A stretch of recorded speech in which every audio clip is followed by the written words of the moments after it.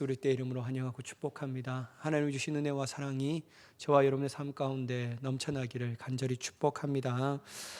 여러분, 제가 여기 앞에 앉아 있다가 말씀을 준비하면서 이 이태원 참사에 대해서 한번 다시 봤거든요. 제가 아침까지 봤을 때는 사망자가 140 몇 명 정도 됐는데요. 지금 150명이 넘었다고 하더라고요. 야, 참 문제다. 진짜 마음이 안타깝더라고요. 여러분, 젊으다 이 피해 당하는 그 연령대가 10대에서 20대 사이. 그리고 지금 신원이 확인되지 않는 10대에도 지금 10명 가운데서도 이게 지금 신원이 확인되지 않는 게 뭐냐면요. 아마 이 10대일 거로 추정되고 있다라고 얘기하더라고요. 그래서 여러분 이게 참 안타깝고 참 이게 허망할 뿐만 아니라 유족들은 얼마나 가슴이 무너질 것 같은 아픔을 가지고 있는지 생각만 해도 참 마음이 너무 아픕니다. 여러분 언제부터 우리나라가 할로윈을 이렇게 지켰다고?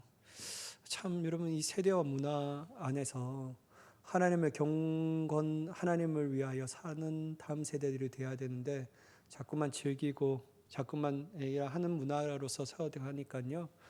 참으로 안타까운 것 같습니다. 여러분 우리 교회가 깨어서 이 세대와 문화를 주도할 수 있는 강력한 힘을 있기를 간절히 소망합니다. 정말 다음 세대를 살리며 다음 세대들에게 인생을 어떻게 살아야 하는지에 대해서 얘기해 줄 수 있는 그러한 은혜가 있기를 간절히 축복합니다. 여러분 이제 이 웨스트민스터 소요리 문답의 마지막 시간입니다. 다 끝났어요. 이제 52주 다 끝났는데 이 마지막이 뭐냐면요. 주기도문의 네 번째, 다섯 번째, 여섯 번째 강구에 대해서 배우는 것으로 끝이 나는데요. 여러분들 우선 먼저 축하드립니다. 여러분들이 끝까지 승리하신 자들인가 여러분들 애가 보시고 마지막 하고요. 제가 내년 오후 예배는요 성경 이런 그 주혜영 목사님 성경 있잖아요. 그걸 읽는 그거를 가지고 계속 좀 얘기해 보려고 합니다. 그래서 모든 성도들이 성경 일독할 수 있도록 그렇게 좀 주제를 가지고 한 주 한 주 창세기부터 단 시대적 순서로 단 사건의 순서대로 같이 나누면서 우리가 계속 성경을 읽어 나갈 수 있는 그런 일을 좀 마련하려고 합니다. 그래서 이번 요 11월 달부터 12월 달까지 아마 남은 게 한 8주 정도 되는데 그때 어떤 것을 해야 할까 좀 고민 중에 있거든요. 하여튼 여러분들 기도해 주시고 오후 예배도 우리가 정말 마음을 다하여 정말 뜻을 다해서 주님 앞에 나아갈 수 있는 귀한 은혜가 되기를 소망합니다. 여러분 한번 띄워봐 주시겠어요? 네. 여러분 104번 질문인데요. 넷째 강구에서 우리는 무엇을 구합니까? 주기도문에서 넷째 강구에서 우리는 무엇을 구합니까? 라는 것이 질문인데 답을 한번 우리 같이 읽어보도록 하겠습니다. 시작. 오늘 우리에게 용할 양식을 주시옵고 라는 넷째 강구에서 우리는 하나님의 값없이 주시는 선물로서 이 세상의 좋은 것들을 풍성히 받고 그분의 축복을 누릴 수 있기를 구합니다. 여러분 네 번째 강구는 우리는 값없이 주신 하나님의 선물로서 이 세상의 좋은 것들을 어떻게 해요? 풍성히 받고 그분의 축복을 누릴 수 있기를 구합니다 라는 것이죠. 왜냐하면 우리에게 일용할 양식을 주셨고 라고 말씀하는 것처럼 주님이 우리에게 주시기를 원하신다라는 것을 알 수 있다라는 것이죠. 여러분 하나님은 째째하게 주시지 않습니다. 제가 그걸 어디에서 또한 발견했냐면요. 예수님께서 양과 목자의 관계에서 일단 양은 그 우리의 문으로 들어간다 할 때 주님이 주님이 이 땅 가운데 오시는 것은 뭐냐면 생명을 얻게 하는데 더욱더 풍성하게 얻기 위해서 우리 가운데 오셨다라고 말하는 것을 볼 수 있습니다. 그런데 여러분 우리가 생각하는 풍성과 하나님이 생각하는 풍성은 또 다를 수가 있어요. 왜냐하면 인간적인 관점과 하나님의 관점은 전혀 다르니까. 하나님께서 우리에게 주신 풍성은 뭐냐면요 일용할 양식이라는 거예요. 그건 뭐냐면 하루하루 부어주신 하나님의 풍성한 은혜를 맛보라라고 얘기하는 것일 수 있죠. 저는 이게 정말로 가장 중요한 기도라고 생각하거든요. 오늘 우리에게 일용할 양식을 주셨고 이건 뭐냐면요 우리의 의식주를 해결하는 것일 수도 있지만 저는 이것 또 다른 저에게 주신 영적인 의미가 있는데 그건 뭐냐면요 날마다 하나님의 은혜를 구해야 되고 날마다 인간은 하나님으로부터 주시는 그 양식을 먹지 아니하고는 살아낼 수가 없다라는 것을 뜻한다라고 생각합니다. 그래서 여러분 우리가 살아가기 위해서는 날마다 주님이 우리에게 부어주시는 양식을 먹는 삶을 살아야 하는 거죠. 그거는 때로는 말씀일 수도 있고 때는 하나님께 기도함을 통하여 주님이 주신 은혜라고 할 수도 있습니다. 근데 여기서는 어떤 것인지가 중요한 것이 단 하나, 날마다 우리에게 주시는 하나님의 은혜, 이거를 구하는 인생이 되어야 한다라는 것이죠. 또한 여러분, 다섯 번째는 뭐냐면요, 다섯 번째 강구에서 우리는 무엇을 구합니까? 한번 보시면요, 같이 읽겠습니다. 시작. 우리가 우리에게 죄 지은 자를 사하여 준 것 같이 우리 죄를 사하여 주옵시고 라는 다섯째 강구에서 우리는 그리스도의 은혜로 하나님이 우리의 모든 죄값 없이 용서해 주시기를 구합니다. 우리가 그렇게 간구할 용기를 얻는 것은 그분의 은혜로 우리가 다른 사람들을 진심으로 용서할 수 있기 때문입니다. 여러분, 예수님께서 우리가 우리에게 지은 죄를 사하여 준 것 같이 우리의 죄를 사하여 주셨고, 근데 여러분 참 희한한 게 뭐냐면요, 앞에 선행되는 것이 이게 순차적인 것이, 우리가 생각할 때는 내가 하나님께로부터 은혜의 제사함을 용서를 받았으니까 다른 사람을 용서해 주는 것으로 생각하는데요, 주님이 우리에게 말하는 것은 뭐냐, 우리가 우리에게 죄 지은 자를 사하여 준 것 같이 라는 거예요. 여러분, 남을 용서해 줄 수 있는 사람, 남에게 진심으로 그들을 맞이해 줄 수 있는 사람이 바로 하나님의 용서함을 받은 사람이라고 얘기할 수 있다라는 것이죠. 여러분, 우리가 남을 용서해 줄 수 있다라는 이 자체가 뭐냐면요, 우리가 다른 사람을 진심으로 사랑한다라는 것과 또한 하나님의 사랑의 은혜의 깊이를 안다라고 얘기해 줄 수 있다라는 것이죠. 그래서 용서는 참 어렵습니다. 여러분, 사람을 용서해 준다라는 게, 여러분 한 번 배신당하고 한 번 배반당하면요, 막 사람을 볼 때마다 어떤 마음이 드냐면 치가 떨리는 마음이 듭니다. 그냥 가다가 벼락 맞아 죽어라 막 이런 마음이 들. 여러분, 저만 그렇습니까? 여러분 다 그렇지 않아요. 그냥 아주 저 인간 아직도 살아있다고 막 이런 얘기가 들릴 때마다 막 치가 떨잖아요. 근데 여러분, 우리가 그런 마음이 드는 게 뭐냐면요, 우리 안에 하나님의 은혜와 하나님의 사랑을 모르는 것이죠. 내가 하나님의 풍성한 사랑을 받은 존재로서, 아니 이미 내가 저 사람을 용서해 줄 수 있다라는 것 자체가 나는 날마다 주님의 은혜 안에서 제사함의 용서를 누릴 수 있는 존재가 되었다라는 것을 의미하고 있다라는 것이죠. 여러분, 그래서 여러분, 우리가 할 수 있는 대로 사람에 대해서, 특별히 나에게 잘못한 사람에 대해서 더욱더 잘해줄 수 있는 자가 될 때 우리는 날마다 주님이 우리의 죄를 용서하신 큰 은혜를 더욱더 누릴 수 있는 자가 되는 줄 믿습니다. 어려워요. 어렵습니다. 하나님은 왜 예수님 이런 기도를 하셔갖고 우리를 힘들게 하실까라는 생각이 드시는데, 참 어려워요. 이게 참 어려운 것 중에 하나입니다. 단 여러분, 이 106번 여섯째 강구에서는 우리가 무엇을 구합니까? 한번 읽어봐 주시겠어요? 시작. 우리를 시험에 들게 하지 마옵시고 다만 악에서 구하시옵소서 라는 여섯째 강구에서 우리는 하나님이 우리를 지켜주셔서 우리가 죄의 유혹에 빠지지 않게 하시고 당할 때 우리를 돌보시며 건져주시기를 구합니다. 여러분, 우리를 시험에 들게 하지 마시옵고 다만 악에서 구하옵소서라는 것은 뭐냐면, 큰 테두리로 볼 때는 하나님 우리를 보호하소서라는 것입니다. 여러분, 하나님이 우리를 보호해 주시는 은혜는요, 가히 말할 수 없는 큰 은혜라고 할 수 있죠. 왜냐하면 여러분, 인간은 무지하고 연약한 거로 앞으로 일어날 일들은 잘 알 수 없습니다. 여러분, 제가 매번 말씀드리지만 우리는 이 성전문을 향하여 나아가는 그 뒤에 어떤 일이 우리를 기다리고 있는지에 대해서는 아무것도 알 수 없다라는 거예요. 그래서 여러분, 인간의 가장 큰 특징이 뭐냐면 한계가 있는 존재라는 거예요. 그리고 인간의 특징은 다 아는 것처럼 얘기하지만 알지 못하는 것들이 훨씬 더 많은 것을 가지고 있는 것이 바로 인간이죠.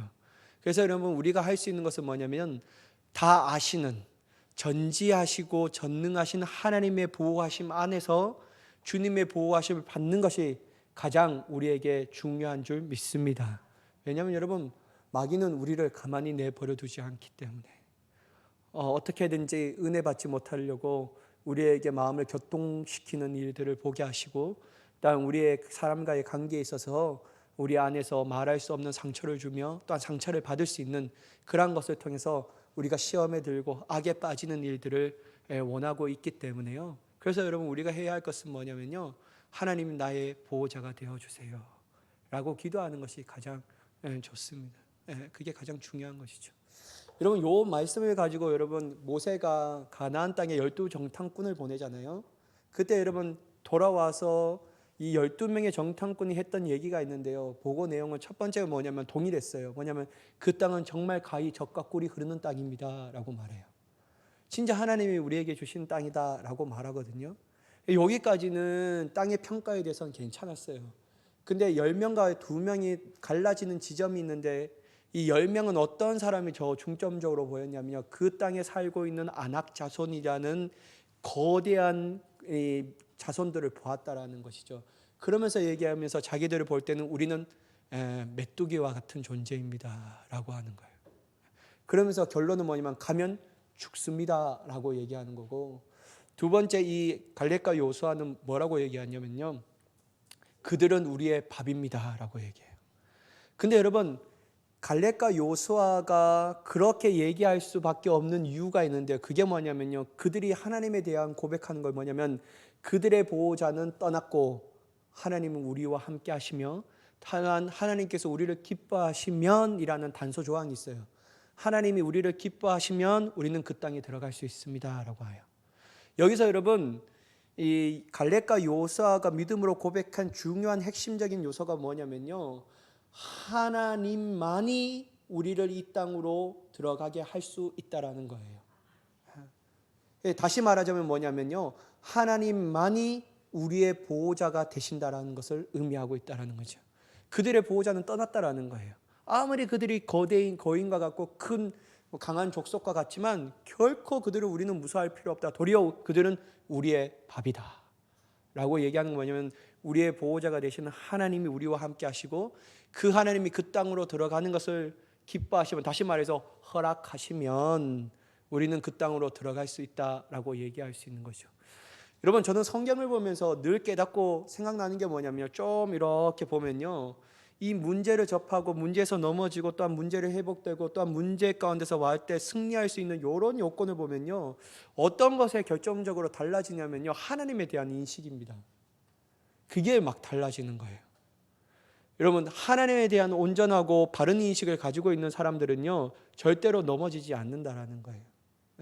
근데 여러분, 하나님에 대한 인식이 흐릿해지고 하나님에 대한 믿음이 흔들리기 시작하냐면요.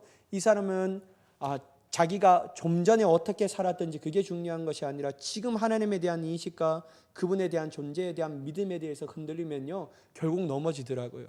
근데 여러분, 요게 넘어질 때 쫙 이렇게 실패와 좌절과 절망의 길로 들어가잖아요. 근데 요때 하나님께서 딱 나타나셔서 먼저 회복하게 하시는 것이 있어요. 여러분, 성경 한번 읽어보셔요. 성경 읽을 때마다 하나님이 먼저 무엇을 얘기하시는가. 여러분, 제 설교를 들으면 항상 강조점이 있는데 하나님이 딱 와서 먼저 얘기하신 게 뭐냐면요. 자신의 존재에 대해서 드러내게 하시는 거예요. 나는 이러한 사람, 이러한 분이야. 난 이러한 자야. 그래서 여러분 쫙 얘기하시는 거예요. 실패했던 모세, 미디안 강야로 피해가서 양이 치는 애굽의 왕자였지만 자기의 막 혈과 육으로 할 때 딱 실패했잖아요. 그리고 쫙 와서 미디안 강야에서 장인 이도로의 양을 치는 이 모세에게 주님이 딱 나타나실 때 어떻게 나타나셨습니까? 가시떨기에 불이 붙었는데 타지 않아요. 근데 여러분, 요거를 딱 나타내시고 나는 이러한 존재라고 말하는 것이 아니라 나는 스스로 있는 자다라고 말씀하신 거예요. 하나님은 다른 말을 먼저 하시는 게 아니에요. 모세야, 너 왜 이렇게 했니? 너는 왜 이렇게 용기가 없니? 너는 왜 이렇게 할 수 있는 것이 없니? 라고 책망하고 막 뭐라고 하는 것이 아니라요. 하나님은 모세에게 하나님의 존재에 대해서 얘기하는 거예요. 나는 스스로 있는 자이다. 그 얘기를 먼저 해주시는 거예요. 그래서 여러분, 이런 걸 보면요, 참 기가 막혀요. 쫙 보면 이 모세가 이집트에서 애굽에서 쫙 끌고 나왔을 때 첫 번째 문제점을 만났을 때 문제가 뭐냐면 이 홍해 앞에서 하나님께서 막 이스라엘 백성들이 불평하잖아요. 앞에 보면 홍해고 뒤에 보면 애굽 군대가 딱 쫓아오고 그러면서 얘기하기를 모세, 당신은 우리가 애굽에 매장지가 없어서 여기서 죽게 하는 거냐? 우리를 이렇게 죽게 하려고 막 했냐? 막 소리치면서 가자 막 이렇게 하는데 막 두려워 떨고 있어요. 그때 하나님이 뭐라고 얘기하시냐면요. 너희는 가만히 있어. 나의 구원하심을 바라보라는 거예요. 하나님의 존재에서 얘기하는 거예요. 여러분, 절대로 하나님은 방법론을 먼저 얘기하시지 않아요. 근데 여러분, 귀신들은요, 뭘 먼저 얘기하냐면 아주 방법론을 얘기해요.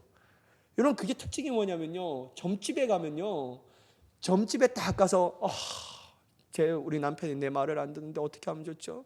막 우리 남편이 내 말을 안 듣고 내 자녀들이 내 말을 안 듣는데 어떻게 하면 좋죠? 딱 하면 그 전집에 있는 사람이 쌀을 뿌리고 막 넣고 뽑아보시죠 막 이렇게 얘기해요. 그때 하나 둘씩 뽑아보면 뭐 이렇게 얘기하잖아요. 그러면서 얘기하는데 당신은 오늘 동쪽으로 가면 큰일 납니다 막 이렇게 얘기하고, 그 다음에 부적을 딱 써서 이건 24시간 속옷 안에서 놓고 일단 남편 모르게 잠자는 그 베개 밑에서 딱 깔게 해라. 그러면서 막 잠잘 때 그런 일들이 일어난다. 여러분, 귀신들은 뭘 얘기하냐면요, 방법론에 대해서 얘기해요. 근데 여러분, 하나님은 먼저 방법론에 대해서 얘기하지 않으셔요. 여러분, 우리가 요수아에도 볼 때도 그렇잖아요. 요수아가 여리고 성에 딱 갔을 때도 뭘 얘기하냐면요, 하나님이 이곳을 주시겠다라는 거예요. 여리고 성을 점령하시겠다라는, 내 여리고 성에 있는 여리고와 여리고 성과 또한 왕과 그에 있는 속한 모든 사람들 내 손에 붙였다. 이 하나님이 행하신다라는 것을 하나님에 대해서 이 여리고서와 그의 백성들에게 얘기하는 거예요. 여러분, 이게 달라요. 그냥 여러분, 믿음이 없는 사람들은 늘 방법을 연구하는 거예요. 늘 방법을 얘기하는 거예요. 늘 방법을 찾기 위해서 골도하며, 그 방법은 사람이 될 수 있고 어떤 이게 이 환경 상황에서 어떤 것을 접목해서 하는 이 방법을 찾을 수 있는데요, 하나님은 그러한 인생을 원하는 것이 아니라 하나님이 원하시는 것은 뭐냐면요, 어려움과 문제와 실패를 당할 때 하나님에 대한 근본적인 신앙을 회복하는 겁니다. 그게 뭐냐면 하나님이 어떠한 분이신가를 철저하게 깨달으라. 그럴 때 여러분, 우리는 길이 열리는 거예요. 여러분, 하나님이 길을 열어주셔야 되잖아요. 여러분, 하나님을 깨닫지 못한 사람이 하나님의 길을 볼 수 있겠습니까? 여러분, 하나님을 의지하지 않는 사람이 어떻게 하나님을 의지하여 하나님이 열어놓으신 길을 갈 수가 있냐라는 거예요. 여러분, 만약에 하나님께서 여리고성에 있는 이 여리고성이라는 것을 돌 때 막 하나님의 이제 딱 얘기하시고 하나님의 방법에 대해서 딱 얘기하시잖아요. 그건 뭐냐면 하루에 한 바퀴, 마지막 7번째 날은 6바퀴를 돌고 마지막 한 바퀴를 돌 때 제사장들이 나팔을 불 때 크게 함성을 외쳐라, 그러면 무너질 것이다 라고 말하는데, 여러분, 이스라엘 백성들이 왜 이 말에 순종하죠? 왜 이 말에 순종합니까? 그 이유가 뭐냐면요, 하나님이 어떠한 분인가를 알았다라는 거예요. 하나님이 어떤 분인가를 알았기 때문에 말도 되지 않는 그 방법이지만에도 불구하고 하나님의 뜻대로 순종할 수밖에 없는 거예요. 여기에 여러분, 우리의 신앙에 자라날 수 있는 핵심의 포인트가 여기 있는 것입니다. 여러분, 교회를 몇십 년 다녀도 우리의 신앙이 성장하지 않는 이유가 뭐냐면요, 교회는 다녔지만 내가 하나님에 대해서는 정작 모르는 거예요. 내가 하나님이 어떤 분이신가를 인식하지 못하는 거예요. 물연득 떠오르는 하나님이 있지만 그 하나님이 실제적으로 내 믿음으로 역사하셔서 내 믿음이 내 입으로 선포되어지고 내 삶의 방향성을 변화시키는 하나님의 놀라운 능력으로 인지하지 못하기 때문에, 여러분, 우리는 내가 보이는 방법으로 나아가지만 하나님이 원하시는 방법으로 나아가지 않습니다. 왜냐하면 내 머리로는 도저히 이해할 수 없으니까. 근데 여러분, 우리가 머리로 이해 안 되지만 왜 하나님의 방법대로 나아가죠? 왜냐하면 하나님이 하시니까요. 하나님이 원하시니까. 하나님이 그렇게 우리에게 승리를 주신다는데, 그러면 승리를 주시는 하나님의 방법대로 나아가야 되죠. 그러니까 여러분, 요수아와 이스라엘 백성들이 하나님의 원하신 방법대로 쫙 가요. 그리고 진짜 소리를 딱 외쳤을 때 지금 딱 하는 거예요. 근데 여러분, 오늘 2부 예배 때 설교를 들으신 분들은 아시겠지만 이스라엘 백성들이 왜 실패했죠? 아이 성을 실패할 때, 물론 아간의 죄 때문이지만요, 여러분, 저는 제일 첫 번째 이 근본적인 문제는 아간의 죄입니다. 왜? 하나님의 명령을 어겼으니까. 근데 여러분, 그 책임을 면하지 못하는 사람이 요수라고 생각하는데, 요수아 또한 그렇게 하지 못한 이유가 뭐냐면요, 정탐꾼들이 딱 왔어요. 보고합니다. 그러면서 아이성 별거 아닙니다. 소수예요. 우리는 그냥 2,000명, 3,000명만 올라가면 그 땅 우리가 이길 수 있습니다 라고 말할 때, 여러분, 진짜 믿음 있는 요수아였다면, 그때도 당시에도 하나님을 향한 철저한 믿음을 가지고 있는 요수아였다면 어떻게 해야 되죠? 저는 만약에 믿음이 있다면요, 그러냐고, 수가 있다, 당신들 얼마나 고생 많았냐, 그러면서 그래?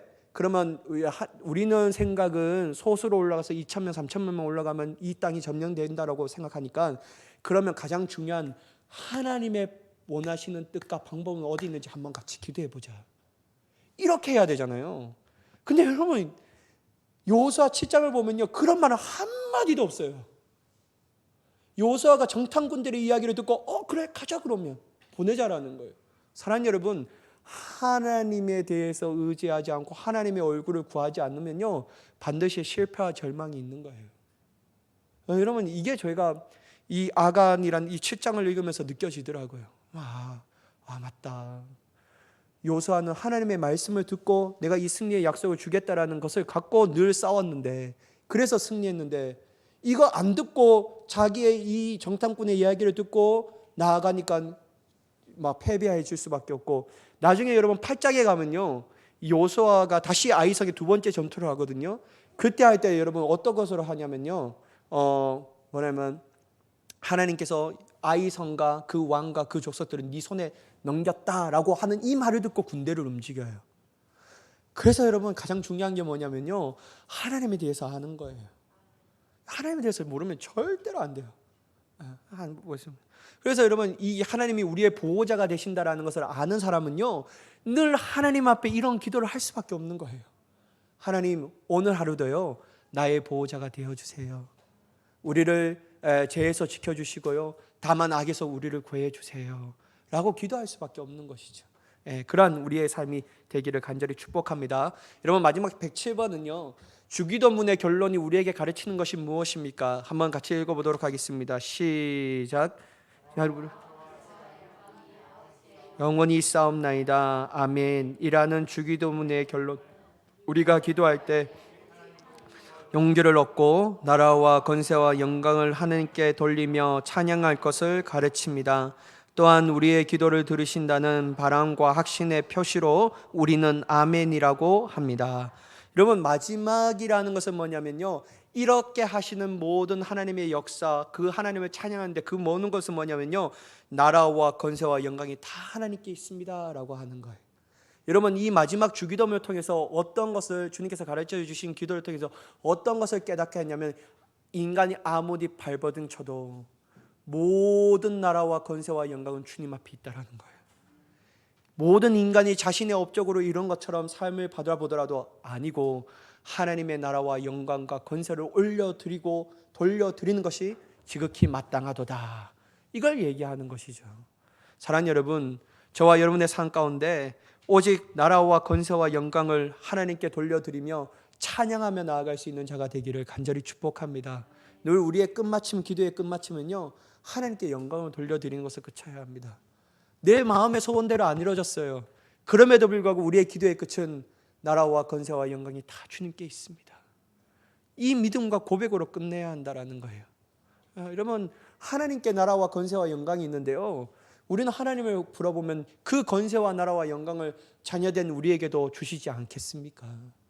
당연히 주신다라는 것이죠. 당연히 주신다라는 거예요. 그래서 여러분, 우리의 기도를 들으신다라는 바람과 확신의 표시로 우리는 마지막으로 아멘이라고 하는 것이죠. 주님, 그렇게 하실 줄 믿습니다. 나는 그렇게 응답되어 줄 것을 확신합니다. 이게 우리의 마지막 기도의 소원이라고 할 수 있습니다. 사랑하는 여러분, 그러므로 주님께서 가르치는 기도는 완전히 확실하고 완전한 기도라고 할 수밖에 없다라는 것이죠. 여러분, 우리가 이러한 것을 들었으면요, 우리의 기도의 내용도 수정되어야 합니다. 늘 하나님 앞에 맡기는 삶, 나라와 권세와 영광이 나에게 있는 것이 아니라 하나님께 돌려드려야 한다는 사실. 그래서 주님이 이 모든 기도의 제목들을 주님이 들으시고 반드시 응답하신다라는 것을 가지고 예수 그리스도의 이름으로 간절히 기도드립니다. 그 끝에 아멘을 외칠 수 있는 우리의 믿음이 되기를 간절히 축복합니다. 그래서 늘 이 믿음의 확신을 가지고 오늘 하루도 단 이번 일주일간도 승리하며 나아가는 저와 여러분이 되기를 예수 그리스도의 이름으로 간절히 축원합니다. 기도하겠습니다. 사랑의 하나님, 날마다 우리의 삶 가운데